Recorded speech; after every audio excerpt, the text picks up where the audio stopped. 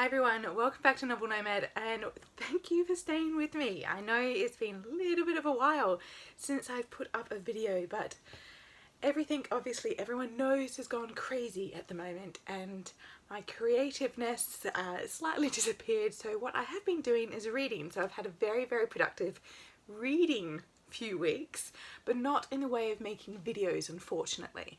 So what I thought I'd do is I'd do a really casual Sunday catch up just to chat to everyone and see how everyone's going. So let's start off with what I'm reading at the current time. So as you are all aware, as my previous video, that was a little while ago, I am currently participating in Aussie April, and so for Aussie April I'm currently reading Jasper Jones by Craig Silverley. This is pretty outstanding so far. I literally sped through the first chapter, which is 50 pages long, but I could not put it down. It's about a young boy growing up in a 1960s mining town in Western Australia, and there's an Aboriginal boy who lives in the town who's always been basically the butt of all the jokes, and if things are going wrong they blame him, and he comes to Charlie's window one night and needs his help because there's been a dead body found in his hideaway in the bush. So that was the first chapter alone and it was stunning. So I cannot wait to finish the rest of this book. But I'm also reading The Gravity of Us. It's for a book club that I'm hosting in my local bookstore.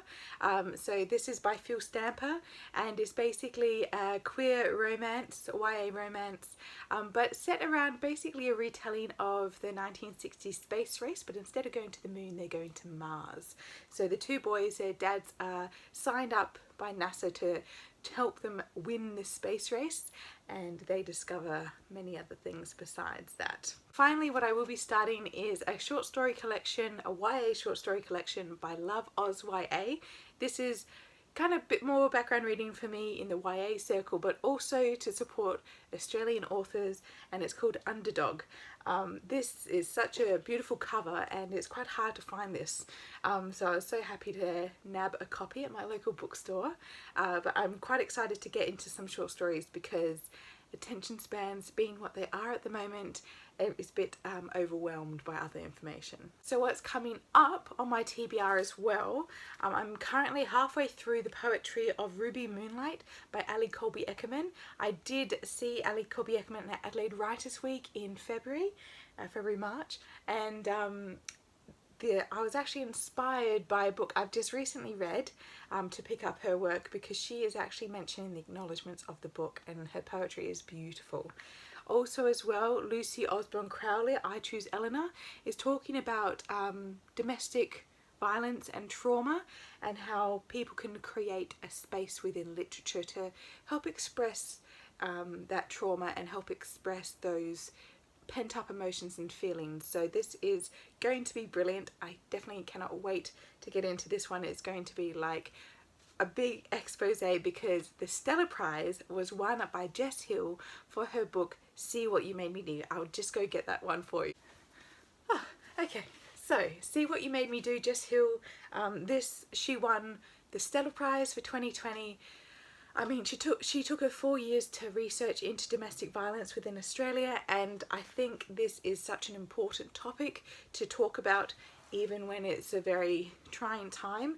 I think it's still amazing that this managed to win. I was so excited for it. I mean, I did love other titles on the shortlist as well, but I was still pretty proud when this one won the award. So that one is definitely on my not really Australian Aussie April reads. It's a bit serious topic, but it's definitely on my TBR. Lastly, I just wanted to talk about a few books that I've recently finished and I really need to talk about them with someone. And first is going to be The Lost Flowers of Alice Hart by Holly Ringland. Now this one I had for a while and it was recommended to me by the beautiful Kate Howe, and I just never picked it up, so it was my choice for my Brekkie book club to pick up this book, and oh boy, am I so glad I did. It is such a beautiful book, speaking on domestic violence and trauma in the previous two books. This does have elements of that in there, but it's all about the daughter who grew up in a domestic violent household how she basically manages to reclaim herself and her life, and how she chooses to move forward from that and from the past, and basically not be hampered by the past. It is beautiful.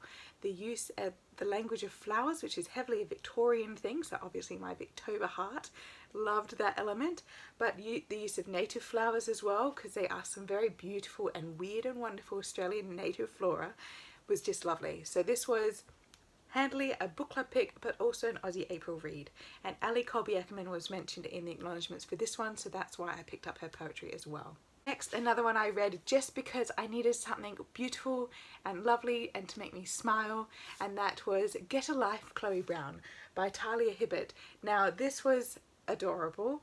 The main character, Chloe Brown obviously, the main character, she comes from a wealthy family, and she's had chronic pain for most of her life, and so she decides it's time to move out of the family home and it's time to get herself a life.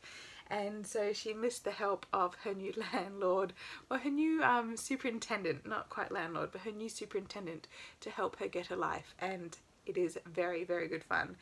Two very different people from two very different backgrounds, but the way they just come together is beautiful.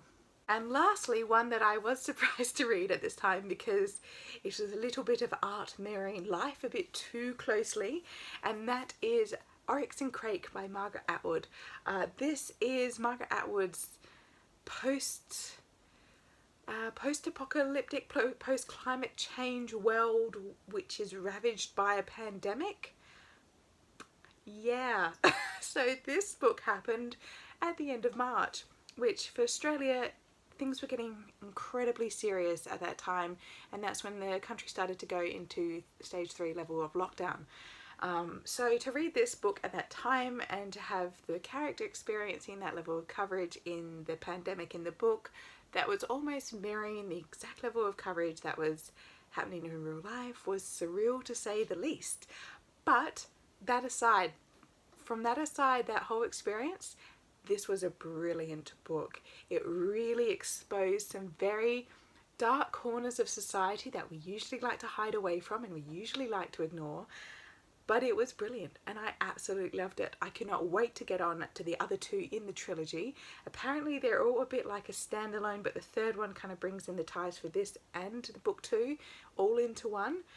But Margaret Atwood's writing was just so enchanting. It just wrapped me up, and even if the topic was really intense and really serious, I would have to step away, but there was always that draw card to get back to it.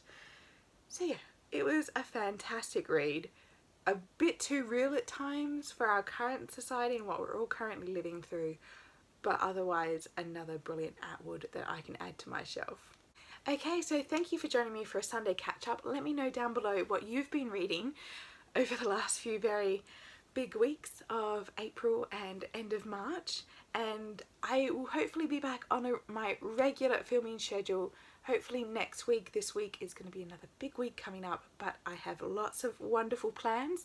I am thinking of participating in another reading challenge in May because I've enjoyed Aussie April so much, and I'll keep you all posted. So I'll see you next time. Have a wonderful day and happy reading.